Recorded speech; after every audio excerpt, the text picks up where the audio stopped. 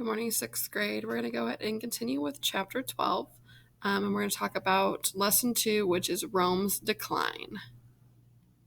Lesson 2. Rome's decline. It matters because the fall of Rome resulted from political uproar, distant wars, and economic crises. A troubled empire. Guiding question. What problems led to Rome's decline? Marcus Aurelius was the last of 5 emperors who reigned during the Pax Romana, a time of peace and progress. Nearly a century of confusion and violence followed. Political confusion.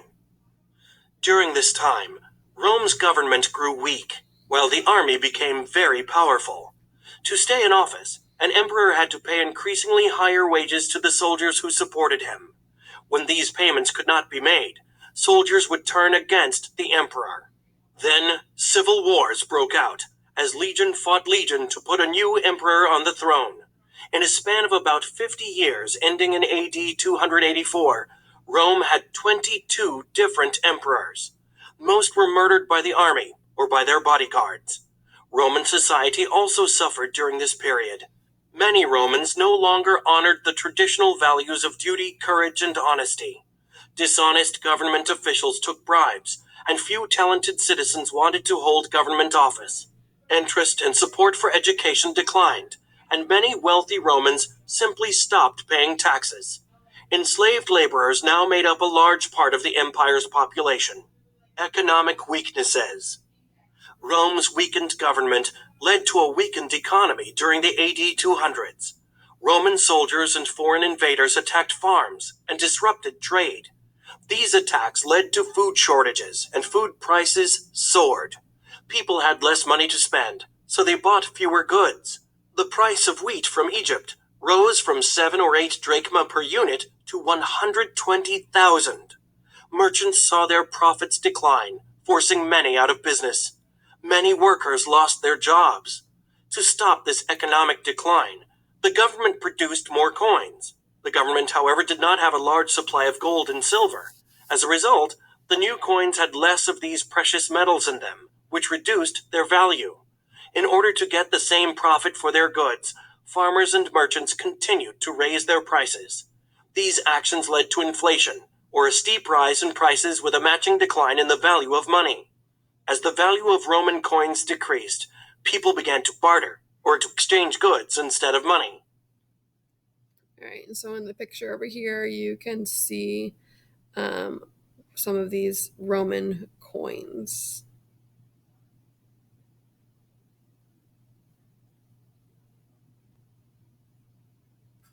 Invasions. While Rome continued to struggle, Germanic tribes raided the Western Empire, and Persian armies invaded in the east. People living in cities built protective walls around them. With less money to use, the government started to hire Germanic soldiers. Germanic soldiers, however, had no loyalty to the empire. Who was Diocletian? A general named Diocletian became emperor in AD 284. He introduced reforms, or political changes, to make things better. To defend the empire against invasions, Diocletian built forts along its frontiers. To rule the large empire more efficiently, he divided it into 4 parts, each with its own ruler. He held ultimate authority over all of them. Diocletian also tried to strengthen the economy. He set maximum prices for wages and goods in order to prevent prices from rising further. To improve productivity, he ordered workers to remain at the same jobs until they died. Diocletian also made local officials personally responsible for the taxes their communities had to pay. Despite these efforts, Diocletian's reforms did not succeed. People ignored his rules, and Diocletian was not a strong enough emperor to enforce them. Progress check. Explaining. How did Diocletian try to improve Rome's economy? The fall of Rome. Guiding question. What effect did Germanic invaders have on the Roman Empire? When Diocletian left office in AD 305, conflict again broke out in the empire. Fighting continued until another general, named Constantine, became emperor in AD 312. Constantine's rule. To improve the economy, Constantine issued several orders to reinforce the rules of Diocletian. Constantine also wanted a stable workforce and military. For example, the sons of workers had to follow their father's trades. The sons of farmers had to work their father's lands. The sons of soldiers served in the army. In spite of Constantine's reforms, the empire continued to decline. In AD 330, Constantine moved the capital from a failing Rome to a new city in the east, the Greek city of Byzantium in present-day Turkey. This city became known as Constantinople. After Constantine died a few years later, Theodosius took power in Constantinople. After taking power, Theodosius found the empire difficult to govern. The empire covered a vast area and faced threats from both inside and outside its borders. Theodosius realized the empire had become too large to control from one seat of government. Theodosius decided that, when he died, the eastern and western parts should become separate empires. This division took place in AD 395. One empire was the Western Roman Empire, with its capital remaining at Rome. The other was the Eastern Roman Empire, with its capital city at Constantinople. Germanic invaders. During the late AD 300s and AD 400s, many Germanic tribes migrated from northern Europe and fought to expand their hold over Roman territory. Some were looking for better land for raising livestock and farming. Many, however, were fleeing the Huns, a fierce group of warriors from Mongolia in Asia. In the late AD 300s, the Huns entered Eastern Europe. Fearing a Hun attack, one Germanic tribe, the Visigoths, asked the Roman government for protection. The Romans let them settle just inside the empire's border. Here they were under the protection of the Roman army. In return, the Visigoths promised to be loyal to the empire. They promised not to attack the empire from the inside.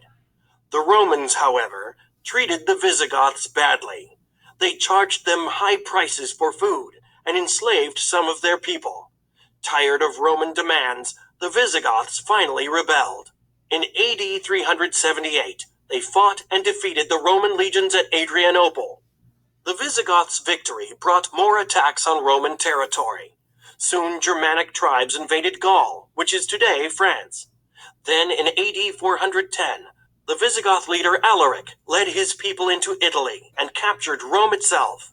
The Visigoths looted the city's government buildings and private homes. Rome's conquest by Alaric made it clear that the empire would not, as many Romans believed, last forever.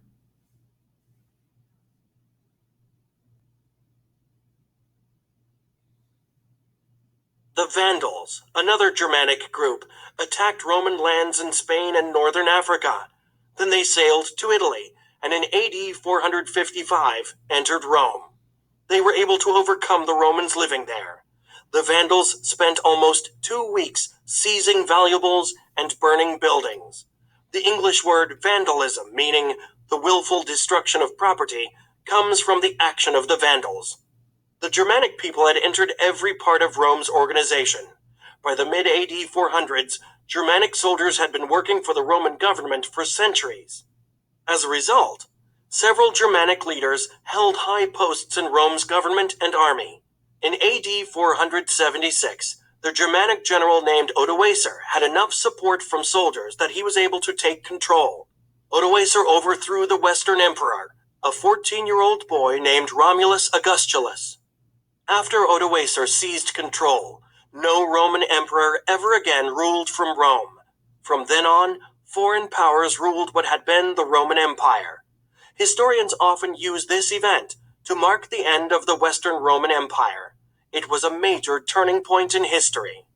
Odoacer controlled Rome for almost 15 years. The Germanic peoples, however, continued to fight amongst themselves. During Odoacer's rule, a group of Visigoths attacked the city of Rome. After much fighting, they seized the city and killed Odoacer. They set up their new kingdom in Italy under their leader Theodoric. Elsewhere in Europe, other Germanic kingdoms arose and came to power. The the Western Roman Empire ceased to exist. Pope Gregory I wrote about the fall of Rome and how it affected people who had lived within its borders. Primary source. We see on all sides sorrows. We hear on all sides groans. Cities are destroyed, fortifications razed, forts destroyed to the ground, fields devastated, left in ruin, land reduced to solitude. No husbandman, farmer is left in the fields. Few inhabitants remain in the cities. What Rome herself once deemed, regarded as the mistress of the world, has now become, we see, wasted away with the loss of citizens, the assaults of enemies, the frequent fall of ruined buildings. From Homiliarum in Ezekielum by Pope Gregory I. By AD 550, a group of Germanic-ruled territories had replaced the Western Roman Empire. Yet Roman culture did not completely disappear. Western Europe's new Germanic rulers adopted the Latin language, Roman laws, and Christianity. In the Eastern Mediterranean, the Eastern Roman Empire thrived. It became known as the Byzantine Empire and lasted nearly 1,000 more years. Progress check. Identifying. Why do historians consider AD 476 an important date? Connections to today. Vandalism. Vandalism is a word with Roman origins. It means the intentional destruction or damage to property. Graffiti is a type of vandalism. It involves writing, drawing, or carving words or symbols on any surface without the permission of the owner. A person who destroys or damages property on purpose is called a vandal. Rome's legacies. Guiding question. What are the key achievements and contributions of Roman civilization? The influence of the ancient Romans still surrounds us. Roman achievements live on in our system of laws and government today. The peace and order created by Roman rule helped with the rapid growth and spread of the Christian religion. Rome's influence on law and government. Many beliefs about law and justice in the American legal system come from Roman ideas. Like the Romans, we believe that everyone is equal under the law. We also believe that a person is considered innocent until proven guilty. We, like the Romans, require our judges to decide cases fairly. The republican form of government was developed in ancient Rome. Certain citizens in the republic elected their leaders. The United States and a number of other countries today are democratic republics. We also believe that a republic works best if all adult citizens vote, participate in government, and help to improve their communities. All right, and some architecture stuff that we also got from Rome. If you look at this, Roman arch can support large domes, so you can see the dome at the top, and you'll see this in many of our Capitol buildings today.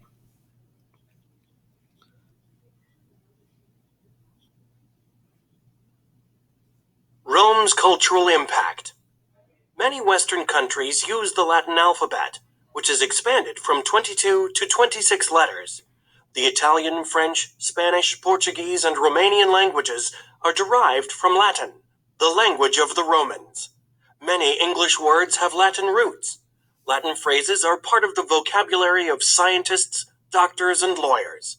The Romans continue to influence the literature we read and enjoy. The great Roman writers, such as Virgil, Horace, Livy, and Tacitus, are still admired and studied. Architecture and construction also owe much to the ancient Romans. Government buildings in Washington, D.C., and the capital cities of many states often use domes and arches inspired by Roman architecture. Concrete, a Roman development, remains a major building material today. Ancient Rome and Christianity. Christianity is a major world religion. It began in the eastern part of the Roman Empire and was adopted by Rome's emperors in the AD 300s. Those emperors helped the new religion grow and spread. The Roman road system allowed the early Christians to travel throughout the empire safely and quickly. As a result, Christian ideas were easily shared with other groups of people. After the fall of the Western Roman Empire, Christianity continued to attract new believers. Progress check. Comparing. What Roman contributions still influence our lives today?